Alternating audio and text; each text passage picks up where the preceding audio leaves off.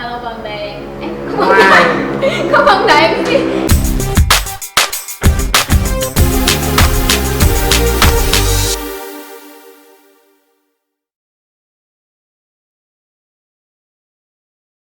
Assalamualaikum warahmatullahi wabarakatuh. Kembali lagi bersama kami Banpos Channel dalam program Banten Pos hari ini edisi Selasa 15 Desember 2020.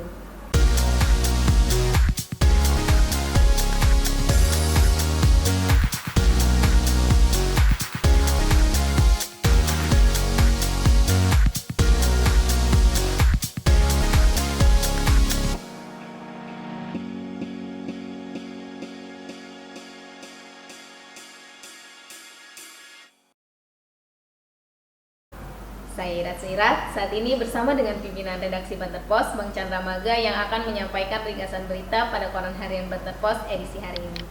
Namun sebelum lanjut, jangan sumeh untuk subscribe channel YouTube Banten Pos karena banyak video menarik lainnya yang tayang pada channel YouTube ini. Wayahe juga like, komen, dan share video-video yang ada di channel ini. Wah Bang, kayaknya Banten Pos Channel hari ini sibuk banget nih. Ya, hari ini kita mengupload beberapa video dan melakukan live streaming ya. Aksi unjuk rasa pendukung Habib Rizik Syihab di Pandeglang ya. Iya. Ini lumayan mendapat tanggapan positif dari penonton. Ya, mudah-mudahan informasinya tentu bermanfaat buat masyarakat luas. Amin. Berarti hari ini ada nih Bang beritanya di Banten Pos hari ini. Oh, harus ada dong. Tapi Bang, sebelum ke berita yang HRS itu, kita ada berita dari Serang. Oh ya, boleh. Di Serang ada ratusan proyek sekolah diduga dikorupsi. Wah, ini gimana nih Bang? Jadi ini tentang temuan sebuah lembaga terkait sebuah program pembangunan sekolah yang dilakukan Kementerian Pekerjaan Umum di Kabupaten Lebak. Nah, ini ada indikasi kerugian negara yang ditemukan oleh lembaga itu, kemudian dilaporkan ke Kejaksaan Tinggi Banten. Jelasnya kerugian negara itu dilihat dari apanya nih Bang? Ya, jadi lembaga ini melihat bahwa pembangunan dari banyak sekolah ini tidak sesuai perencanaan ya. Jadi ada hal-hal yang dianggap lenceng sehingga berpotensi menimbulkan kerugian negara. Maka inilah yang dianggap merugikan dan dilaporkan ke aparat penegak hukum. Selanjutnya kita ke berita yang ada di halaman depan nih Bang. Ayo berangkat. Ada Bank Banten tanpa strategi yang jelas. Wah, sebelum-sebelumnya juga kita sering memberitakan perihal Bank Banten ini ya Bang ya. Kemarin yang terakhir Bank Banten itu gagal mendapat bukan gagal ya, kayak tidak mendapatkan kepastian dari donatur atau investor asing ya Bang ya. Ya, sebenarnya tidak terlalu jauh dari berita-berita kemarin ya. Ini sorotan dari kelompok masyarakat yang justru ya itu tadi mempertanyakan sejauh ini setelah mendapatkan kucuran modal ya, 1,551 triliun ya. Nah, sampai saat ini action plan dari Bank Banten sendiri belum jelas. Ya. Jadi setelah dana itu mau diapakan, programnya seperti apa, strateginya seperti apa itu dianggap belum tergambar dengan jelas. Jadi ini menjadi sebuah catatan dari kelompok-kelompok masyarakat ini yang menganggap bahwa harus ada upaya-upaya konkret dari Bank Banten untuk menyehatkan dari bank itu sendiri. Ya, selanjutnya ada laporan kecurangan masih mengalir. Wah, ini kecurangan apa nih Bang? Kecurangan yang masih mengalir. Perihal apa? Oh, ini terkait dengan Pilkada serentak 2020. Wah, ini masih panas-panasnya dan hari ini ada pengumumannya juga ya Bang? Ya betul, kali ini ada sidang pleno penetapan pemenang ya. Iya. Tapi di sisi lain laporan yang datang dari kelompok-kelompok masyarakat ke Badan Pengawas Pemilu, ke Bawaslu ini masih terus masuk sampai kemarin. Wah, itu ada di daerah mana aja nih Bang yang melaporkannya? Nah, di tulisan ini kita dapat dari dua daerah, yaitu di Kabupaten Serang dan Kota Cilegon. Artinya di sini mereka sebagian besar melaporkan tentang praktik money politik ya, politik uang. Kalau tanggapan dari Bawaslu-nya sendiri seperti apa nih? Ya, Bawaslu-nya sendiri sampai saat ini masih terus mendalami laporan-laporan itu, tapi belum bisa mengambil kesimpulan. Artinya masih ada tahapan-tahapan yang perlu dilakukan oleh Bawaslu sebelum mengambil kesimpulan ya.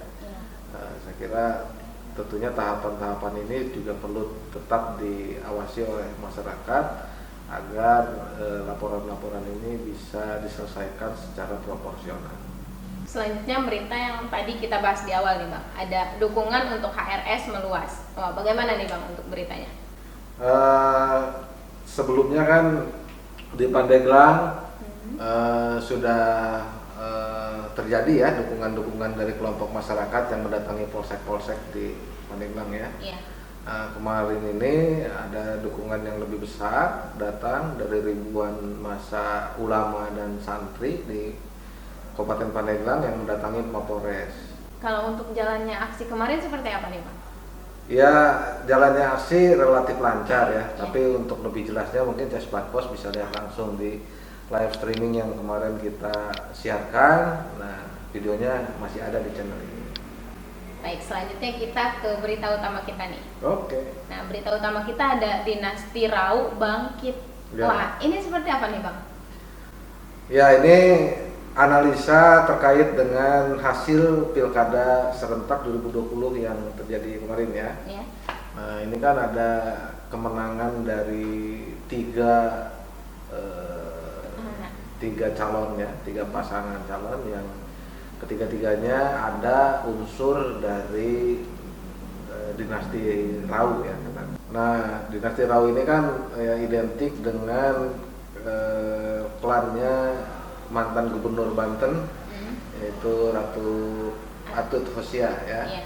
Nah, di sini ada Ibu Ratu Tatu yang memenangi pilkada di Kabupaten Serang. Lalu ada Pak Tanto yang memenangi pilkada di Kabupaten Pandeglang, dan ada Pilar Sagaiksan yang memenangi pilkada di Kota Tangsel. Ini menjadi gambaran dari kebangkitan dinasti Rau ya, setelah Ibu Atut menjadi terpidana ya dalam sebuah kasus korupsi, dianggap sempat meredup, namun ini menjadi sebuah kebangkitan dari dinasti tersebut. Jadi, tetapi di sisi lain pengamat menganggap bahwa ini menjadi sebuah peluang sebenarnya bagi dinasti tersebut untuk berkontestasi nanti di Pilgub Banten ya. Tapi di sisi lain juga ada pengamat yang mengatakan bahwa tetap gubernur yang sekarang ini memiliki dominasi yang masih bisa diandalkan ya untuk menghadapi Pilgub di 2024. Nah, Cesban Pos penasaran kan bagaimana berita selengkapnya? Jadi langsung saja baca berita selengkapnya di Koran Harian Banten Pos yang bisa didapatkan di loker-loker terdekat. Bisa juga dapatkan edisi digitalnya di langganan grup WhatsApp yang linknya ada di deskripsi video ini atau diunduh di portal berita banpos.co. Kembali saya ingatkan untuk Cesban Pos yang belum subscribe channel YouTube Banpos, jangan sumeh untuk subscribe channel YouTube Banpos karena banyak video menarik lainnya yang tayang pada channel YouTube ini. Wayahe juga like, komen, dan share video-video yang ada di channel ini. Demikian ringkasan berita hari ini. Saya Irat Suirat. Saya Chandra Maga. Pamit undur diri. Billahi taufiq wal hidayah. Wassalamualaikum warahmatullahi wabarakatuh.